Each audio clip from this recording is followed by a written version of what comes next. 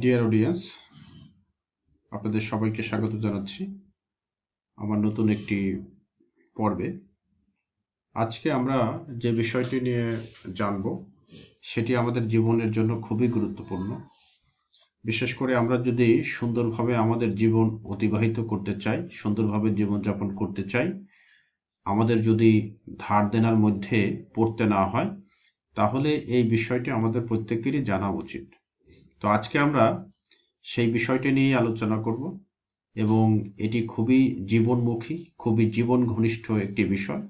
সেটি হচ্ছে মিতব্যয়িতা এবং কিভাবে এই মিতব্যয়িতার অভ্যাস গড়ে তোলা যায়, আমাদের জীবনযাপনে কিভাবে মিতব্যয়িতা নিয়ে আসা যায়, এই বিষয় সম্পর্কে আমরা আজকে 10টি টিপস নিয়ে আলোচনা করব। তো আমরা একটু ভূমিকা দেখি যে বর্তমান উচ্চ মূল্য স্ফীতির সময়ে আপনি বাজারে গেলে প্রতিদিনই অবাক হবেন জিনিসপত্রের বর্ধনশীল মূল্য দেখে। প্রায় প্রতিদিনই কোনো না কোনো পণ্যের দাম বাড়ছে। গড় মূল্যস্ফীতি গেল 12 বছরের মধ্যে সর্বোচ্চ। গরুর মাংস, মুরগির মাংস এগুলোর দাম অনেক বেশি বেড়েছে। অল্প আয়ের মানুষ এখন গরুর মাংস কিনতে পারছে না বললেই চলে।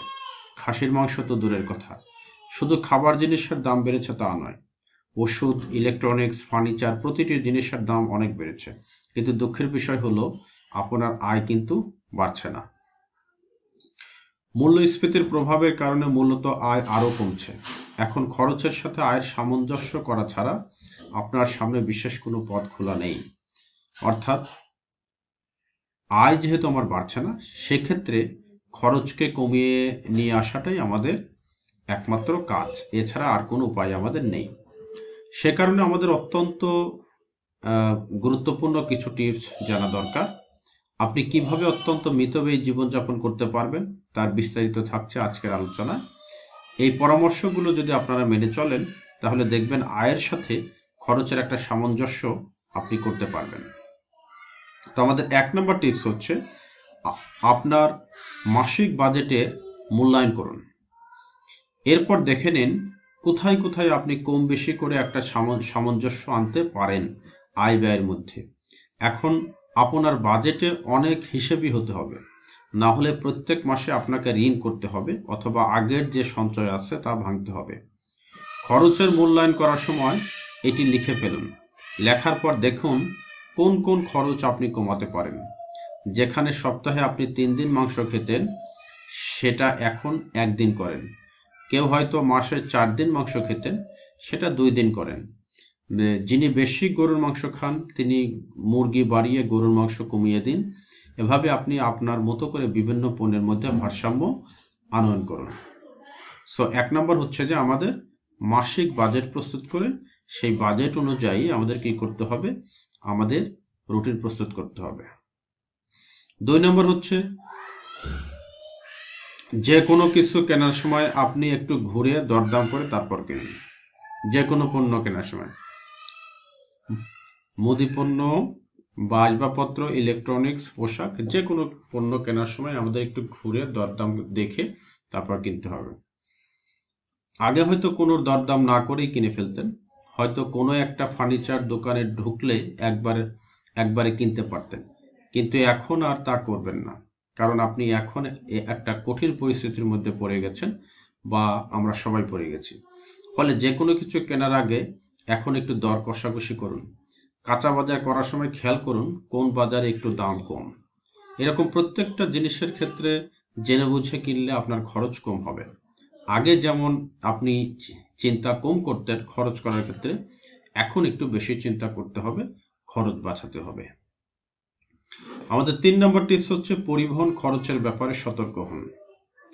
যাদের গাড়ি আছে তাদের যে সবসময় নিজের গাড়ি চালিয়ে সব জায়গায় যেতে হবে এমনটি নয়। দরকার হলে গণপরিবহন ব্যবহার করতে হবে। হয়তো যে দূরত্বে আপনি আগে রিকশায় যেতেন, সেখানে এখন হেঁটে হেঁটে যেতে পারেন। আবার আমরা অনেকক্ষণ অল্প প্রয়োজনে অনেক জায়গায় ভ্রমণ করি, এগুলো কমিয়ে দেন। বরং একসাথে অনেকগুলো কাজ ঠিক করে তারপরে বের হন, তাহলে একসাথে বেশ কিছু কাজ করে ফিরতে পারবেন। ঢাকা শহরের পরিবহন খরচ অনেক বেশি, আর যারা গাড়ি চালান তাদের জ্বালানি খরচও বেশি। ফলে এই দিকগুলো একটু সমন্বয় করুন, চিন্তা করুন, দেখবেন পথ বেরিয়ে গেছে। আমি নিজেও কিন্তু আগে রিক্সা বেশি ব্যবহার করতাম, এখন কিন্তু রিক্সা ব্যবহারটা কমিয়ে দিয়েছে, পায়ে হেঁটেই আহ, আমি একটু চলাচল করার চেষ্টা করি এবং একসাথে কিন্তু অনেক কাজগুলো নিয়ে বের হই, যাতে আমাকে ছোট ছোট কাজের জন্য বারবার বের হতে না হয়। আমাদের 4 নম্বর হচ্ছে খাবারের ব্যাপারে একটু ক্রিয়েটিভ বা সৃজনশীল হন। ক্রিয়েটিভ বলতে কি বোঝাচ্ছি, আপনি হয়তো মাসে কয়েকবারই কফি শপে যেতেন, ফ্যামিলি মেম্বারদের নিয়ে ভালো রেস্টুরেন্টে খেতেন, তারপর আপনার বাচ্চাদের জন্য বাইরে থেকে অর্ডার করে খাবার নিয়ে আসতেন। এই প্রত্যেকটা জিনিস এখন একটু মূল্যায়ন করুন। বাইরের খাবার কমিয়ে দিতে হবে, কফি শপে না গিয়ে সেই কফি বাসায় বানিয়ে খেতে হবে। আবার যে দোকানে অনেক দাম বেশি, সেটাকে এড়িয়ে একটু কম দামে দোকানে যান, খরচ কমে যাবে। এমন বিভিন্নভাবে মানিয়ে নেওয়ার চেষ্টা করতে হবে। আমাদের 5 নম্বর টিপস হচ্ছে পুরনো কাপড় চোপড় এবং ফার্নিচারের প্রতি যত্নশীল হতে হবে। অনেকের ফার্নিচার কিছুদিন পর পর পাল্টানোর কিন্তু একটা অভ্যাস আছে। অনেকে জামা কাপড় কিনতে পছন্দ করেন, শপিং করতে পছন্দ করেন। এখন যেহেতু সময় খারাপ, একটু চিন্তা করে এই শপিং করতে হবে। আপনার যে ফার্নিচার আছে সেটা না বদলালেও চলে কি না একটু ভেবে দেখতে হবে। যদি একেবারে ভেঙে যায়, মেরামত করুন।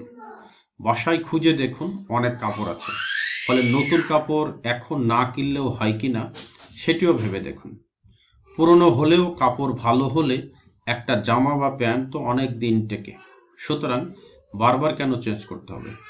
পরিষ্কার হলেই তো হলো। তাছাড়া যদি ফার্নিচার কিনতেই হয়, পুরনো ফার্নিচার কিনতে পাওয়া যায়, সুন্দর সুন্দর ফার্নিচার, সেদিকেও মনোযোগ দিতে পারেন। সেই ফার্নিচার কিনে আপনি পলিশ করে নিলে একেবারে নতুনের মতো হয়ে যাবে। অর্থাৎ সবকিছুতে আমাদের মানিয়ে নেওয়ার, সমন্বয় করার একটা চেষ্টা করতে হবে। লাইফ স্টাইলে আমাদের কিছু পরিবর্তন নিয়ে আসতে হবে। আমাদের 6 নম্বর পরামর্শ হচ্ছে বাসায় যে পুরনো কাপড় চোপড়, আসবাবপত্র, বাসনপত্র ইত্যাদি আছে যা আপনারা ব্যবহার করেন না, সেগুলোকে দান করে দিন বা মানুষকে দিয়ে দিন। দেখবেন এটাতে আপনার উপকার হবে। এবং সামষ্টিকভাবে যদি দেখেন, সমাজের সব মানুষ যদি এই কাজটা করে, তাতেও দেখবেন আপনার টাকা পয়সা সাশ্রয় হবে। সো এটাতে একটু খটকা লাগতে পারে যে কিভাবে আমাদের টাকা পয়সা সাশ্রয় হবে। আপনি একটা বিষয় খেয়াল করুন, এই অভ্যাসটা অর্থাৎ পুরনো কাপড় চোপড় যদি আমরা যাদের প্রয়োজন তাদের সবার মাঝে যদি আমরা বিতরণ করি, তাহলে কিন্তু আমাদের এই কাপড়ের বাজারে তখন একটু কি পড়বে, কাপড়ের বাজারগুলোতে কিন্তু কাপড় চোপড় কম বিক্রি হবে।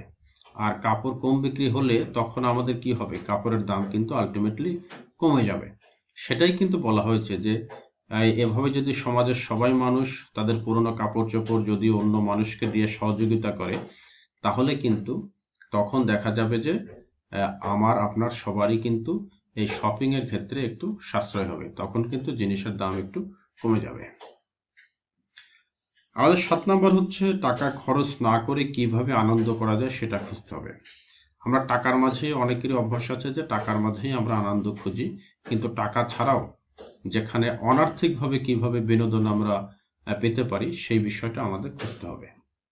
যেমন আপনার খারাপ লাগছে, আপনি চলে যেতে পারেন কোনো রিসোর্টে, সেখানে অনেক খরচ।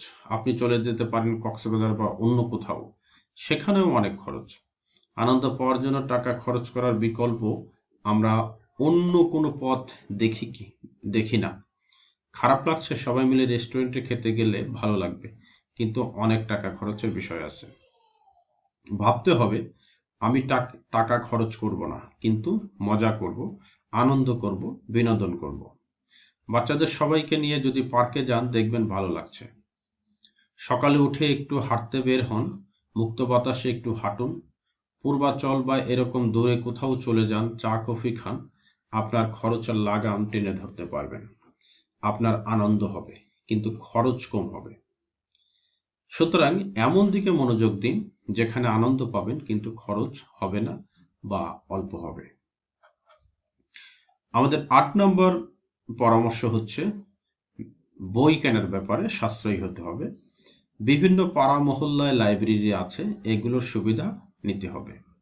বইয়ের দাম কিন্তু কম না, বই কিনতে আমি সবাইকে খুবই উৎসাহিত করি, কিন্তু খারাপ সময়ে বই না কিনে যদি লাইব্রেরিতে পড়ে বা ধার নিয়ে আপনার প্রয়োজন মেটাতে পারেন, তাহলে সেটা আপনি করতে পারেন। যারা জিমে যেতে অভ্যস্ত, তারা খরচ কমানোর জন্য যদি সরকারি জিমে যান বা পার্কে গিয়ে ফ্রি হ্যান্ড এক্সারসাইজ করেন, তারপরে হাঁটেন, দেখবেন আপনি ঠিকই সুফল পাচ্ছেন। জিমে প্রতি মাসে যে টাকা দেয়া লাগে তা আর দিতে হবে না। সো আমাদের যেখানে যেখানে টাকা লাগবে না সেই সোর্স থেকে আমাদের কি করতে হবে, বই, তারপরে আমাদের এক্সারসাইজ, এই বিষয়গুলো আমাদের সুবিধাগুলো নেওয়ার চেষ্টা করতে হবে। আমাদের 9 নম্বর পরামর্শ হচ্ছে, শুধু সেসব জিনিস কিনুন যা আপনার খুবই দরকার, না কিনলেই নয়। অর্থাৎ আপনার জীবনযাপনের জন্য যেগুলো খুবই প্রয়োজন, অত্যাবশ্যকীয় জিনিসপত্র, সেগুলোই শুধু কিনুন। বিলাসিতা বা অপ্রয়োজনীয় জিনিসপত্র কেনা থেকে নিজেকে বিরত রাখুন। কোনো জিনিস কেনার আগে নিজেকে কয়েকটি প্রশ্ন করুন। এই জিনিস আপনি কেন কিনবেন? এই জিনিস কি আপনার কিনতেই হবে? এই জিনিস না কিনে কি পারা যায় না? যদি দেখেন যে এই জিনিস কিনতেই হবে, না কিনে আপনার কোনো উপায় নেই, কোনো বিকল্প নেই, তাহলে হয়তো আপনার সেটা কিনতে হবে। কিন্তু অনেক জিনিস আছে যা না কিনলেও চলে। এই খরচগুলো আপনি এড়িয়ে চলুন।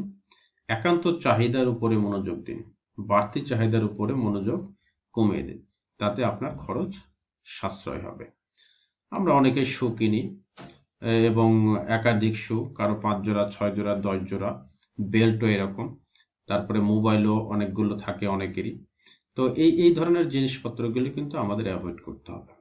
আমাদের যেগুলো প্রয়োজন সেগুলোই আমাদের রাখতে হবে। আবার এত সব জিনিসপত্র কিন্তু মেনটেনেন্স করাও একটু কঠিন। যেমন কাপড় বেশি থাকলে সেগুলো লন্ড্রি করতে হবে, তারপরে সেগুলো পরিষ্কার পরিচ্ছন্ন করতে হবে, ধুতে হবে ঠিক মতো, এগুলোতেও কিন্তু অনেক টাকা পয়সা খরচ হয়। আমাদের 10 নম্বর পরামর্শ, যেটি শেষ পরামর্শ, সেটি হচ্ছে বাসার যেসব মেরামত সংস্কারের কাজগুলো নিজেই করার চেষ্টা করুন। অর্থাৎ বাসার কোনো জিনিসপত্র যদি নষ্ট হয়ে যায়, ইলেকট্রনিক্স, ফার্নিচার বা অন্য কোনো কিছু, যেগুলো আপনি নিজে ঠিক করতে পারবেন, সেটা আপনি নিজেই চেষ্টা করুন। যেমন বাথরুমের ট্যাপ নষ্ট হয়েছে, লাইট বদলাতে হবে, চুলায় বা পানির ট্যাপে সমস্যা হয়েছে, কমোডে কোনো সমস্যা হয়েছে, এগুলো খুব মারাত্মক কোনো সমস্যা নয়, কিন্তু সমাধান করার জন্য অনেক টাকা খরচ করতে হয়। এই কাজগুলো শিখে নিতে চেষ্টা করেন এবং নিজে করুন, দেখবেন এখানেও প্রতি মাসে অনেক টাকা বেঁচে যাবে। সো এই হচ্ছে আমাদের 10টা পরামর্শ। এই পরামর্শগুলো যদি আমরা সবাই মেনে চলি তাহলে, এবং আমাদের জীবনযাপনে এগুলো একটু অভ্যাসে পরিণত করার চেষ্টা করি, দেখব যে আমরা আমাদের যে খরচ, সেই খরচ কিন্তু অনেকাংশেই আমরা কমাতে সক্ষম হব, এবং আমাদের সীমিত আয়ের মধ্যেই কিন্তু আমাদের জীবনযাপনকে সুন্দরভাবে পরিচালিত করতে সক্ষম হবে, এবং আমরা চাইলে কিছু পরিমাণ আমাদের সঞ্চয়ও সৃষ্টি হবে। আপনি যদি এই কয়েকটি দিকে ফোকাস করতে পারেন তাহলে দেখবেন আপনার জীবনের মান বেশি কমছে না, বরং একটু সুন্দর স্বাচ্ছন্দ্যময় জীবন পাচ্ছেন। সুতরাং মিতব্যয়ের মধ্যে সুখী থাকার মতো জীবনযাপন করুন এবং বর্তমান আর্থিক সংকটের এই বিপদ থেকে নিজেকে বাঁচান। তাছাড়া কোনোভাবে আপনার আয় বাড়ানো যায় কিনা তার চেষ্টাও করুন। অর্থাৎ ব্যয় কমানোর পাশাপাশি অন্য কোনোভাবে একটু পরিশ্রম করে অন্য কোনোভাবে আয়টাকে বৃদ্ধি করা যায় কিনা সেদিকেও আমাদের একটু দৃষ্টি নিবদ্ধ করতে হবে, এবং কিভাবে আয় বৃদ্ধি করা যায় সেই বিষয় নিয়েও কিন্তু আমরা এর আগে আমাদের একটি পর্বে আলোচনা করেছি। তো সবাইকে অসংখ্য ধন্যবাদ, আশা করি ভালো লেগেছে। সবাই ভালো থাকবেন।